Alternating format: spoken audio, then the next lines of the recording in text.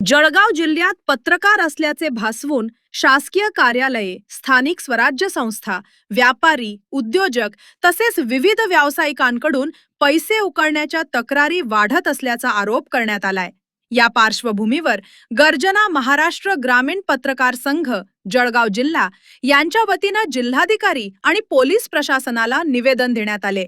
काही व्यक्ती पत्रकार असल्याचे सांगून बनावट किंवा संशयास्पद ओळखपत्रांचा वापर करतात, तसेच पत्रकारितेचा धाक दाखवून धमक्या देत पैशांची मागणी करतात।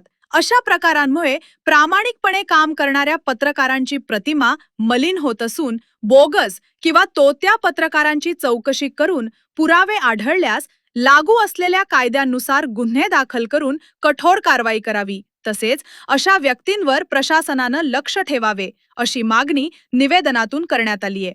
आता प्रशासन या तक्रारींची दखल घेऊन नेमकी कोणती कारवाई करते याकडे जळगाव जिल्ह्यातील सर्व श्रमिक पत्रकारांचे लक्ष लागले। सर्वांना नमस्कार। मी रोहन घुगे, जिल्हाधिकारी जळगाव। आज माझ्याकडे पत्रकार बंधू आलेले आहेत। त्यांनी एक निवेदनाद्वारे एक कैफियत मांडलेली आहे की मोठ्या प्रमाणावरती तोतया पत्रकार किंवा मिस इन्फॉर्मेशन पसरवणारे असे बनावट लोक हे मोठ्या प्रमाणावरती समाजामध्ये सोशल मीडियाच्या माध्यमातून न्यूज प्रसारित करत आहेत। तर माझं सर्व जनतेला आव्हान असेल की अशा प्रकारे मिस इन्फॉर्मेशन पसरवणाऱ्या लोकांपासून सावधान राहा। अशा प्रकारे मिस इन्फॉर्मेशन पासून समाजामध्ये अराजकता निर्माण करणे किंवा चुकीच्या गोष्टीचा संभ्रम निर्माण करणे, अशा प्रकारच्या ज्या घटना होत आहेत त्यापासून वाचवण्यासाठी आपण सर्वांनी सजग राहावे असं मी आपल्याला आवाहन करतो। जळगाव जिल्ह्यात गेल्या काही दिवसांपासून बोगस आणि तोत्या पत्रकारांनी धुमाकूळ घातलेला आहे। अनेक शासकीय निमशासकीय कार्यालयात जाणे, तिथले व्हिडिओ काढणे, अधिकारी कर्मचाऱ्यांना धमकावणे व त्यांच्याकडून खंडणी उकळणे असे प्रकार दिवसेंदिवस वाढत आहेत। गेल्या 4-5 दिवसापूर्वी जळगाव शहराच्या एका पोलीस स्टेशनमध्ये या संदर्भात गुन्हा देखील दाखल करण्यात आला होता। काही महिन्यांपूर्वी देखील एक गुन्हा या ठिकाणी दाखल करण्यात आला। असे प्रकार नेहमीच घडत असतात।